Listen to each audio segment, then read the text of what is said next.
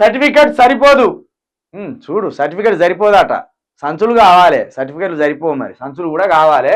సర్టిఫికేట్లు పట్టుకొని వచ్చి ఎగ్జామ్ రాస్తే సరిపోదు, సంచులు కూడా పట్టుకొని వచ్చి మా మంత్రులకో మాకో ఇస్తే మీకు సీట్లు ఇస్తాం లేదా ఉద్యోగాలు ఇస్తామని పరోక్షంగా చెప్తున్నాడు. సర్టిఫికేట్ సరిపోదు, స్కిల్స్ ఉండాలి.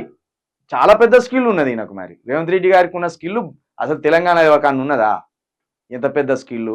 అసలు డిగ్రీ సర్టిఫికేట్ ఉందా రేవంత్ రెడ్డి గారు మీకు? చాలా మందికి ఇప్పుడు కాంగ్రెస్ ఎమ్మెల్యేలు ఉన్నారు కదా, చాలా మందికి డిగ్రీలు లేవు.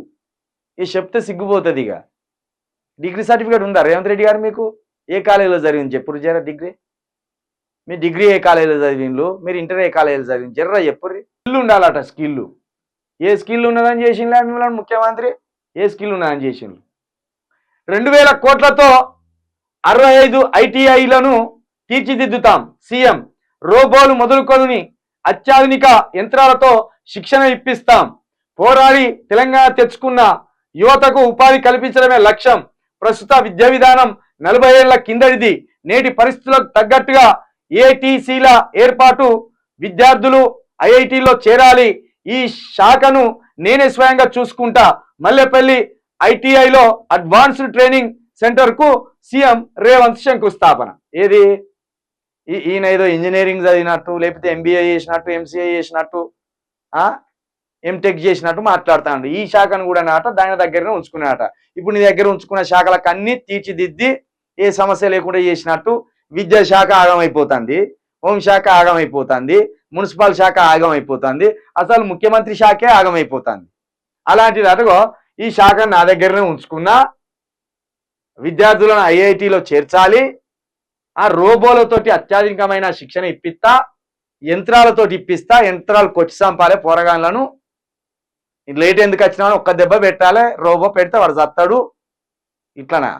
ఇక భూమి పూజ చేసిండు, శాఖలన్నీ ఆయన చూసుకుంటాడట. ఇప్పుడున్న విద్యా వ్యవస్థ అట 40 ఏళ్ళ కిందటిదాట. ఆయన కొత్త విద్యాశాఖ ముందు నువ్వు ఏం చేయాలనే? ఇక విద్యాశాఖ మంత్రిని పెట్టి ఏ పాఠాలు మార్చాలి, విద్యా వ్యవస్థను ఎట్లా మార్చాలి గా ఆలోచన చేయి. ఎప్పుడో పాతబడ్డ విద్యా వ్యవస్థ ఇది. అసలు 10 సంవత్సరాలు మనం చదివిన చదువు, 1వ తరగతి నుండి 10వ తరగతి వరకు మనం చదివిన చదువు ఎక్కడెక్కడ రాదు, మనకు ఎక్కడెక్కడ రాదు. అసలు ఈ 6 సబ్జెక్టులలో కొన్ని సబ్జెక్టులు తీసేసినా ఏ మాత్రం బాధే లేదు. ఇంగ్లీషు, తెలుగు, హిందీ ఇవి లాంగ్వేజ్లు. ఈ లాంగ్వేజ్లు ఎప్పుడైనా నేర్చుకోవచ్చు. జస్ట్ ఈ లాంగ్వేజ్లు నేర్పి పక్కన పెడితే అయిపోతుంది. ఈ తెలుగు చదువుకునేది ఎక్కడెక్కడ రాదు, ఈ హిందీ చదువుకునేది ఎక్కడెక్కడ రాదు, ఈ ఇంగ్లీష్ చదువుకునేది ఎక్కడెక్కడ రాదు. ఈ లాంగ్వేజ్లే, అందులో ఉండే సబ్జెక్ట్ ఎక్కడెక్కడ రాదు. నీకు కావాల్సిందంత సైన్సు, మ్యాథ్స్ ఇవి 2. సోషల్ కూడా కొంతవరకే అక్కడికి వస్తుంది. 6 సబ్జెక్టులు పెట్టి 10 సంవత్సరాలు రాస్తారా విద్యార్థులను? అక్కడ రాని విద్యా వ్యవస్థ మనది. మనకు పీజీకి పోతే కానీ అప్పుడు అర్థం కాదు. ఈ 10 సంవత్సరాలు ఇంత చదివినాం, ఇది ఎక్కడ రాలే, ఇది ఎక్కడెక్కడ కొత్తలేదు సబ్జెక్ట్ అనేది బాధ కలుగుతుంది మనకు. ఎవరైతే డిగ్రీలు కంప్లీట్ చేసి పీజీలు కంప్లీట్ చేస్తారో ఇన్ని సంవత్సరాలు ఎందుకు చదివినాం అసలు మేము అనే ఆలోచన వస్తుంది. అటువంటి పాఠాలు, అటువంటి విద్యాబోధన మనది. ఈ ఒక్క విషయంలో రేవంత్ రెడ్డి చెప్పింది నిజమే. 40 ఏళ్ళు కాదు, పురాతనమైన విద్య. ఇప్పుడు ఈ మహాభారతం సబ్జెక్టులను, ఈ రాముని సబ్జెక్టులు ఉంటాయి మనకు. ఇది ఎక్కడైనా ఎక్కడికి వస్తుంది ఈ సబ్జెక్టు? ఉర్మిళాదేవి నిద్ర అని ఒక పాఠం ఉంటుంది. ఆ ఉర్మిళాదేవి నిద్రపోతే వచ్చింది ఏమున్నది, ఆ ఉర్మిళాదేవి నిద్ర మేల్కుంటే వచ్చింది ఏమున్నది, అదొక సబ్జెక్టులు అని పెడతారు. ఆ టైం పాస్ విద్యా వ్యవహారం అనేది టైం వృధా చేసేది. కాబట్టి ఇది ఒక్క మాట నిజమే రేవంత్ రెడ్డి గారు మీరు చెప్పింది. ఇక ఏం స్కిల్ మరి? మా విద్యార్థులకేం స్కిల్ లేదంటున్నావు. నీకేం స్కిల్ ఉంది అసలు?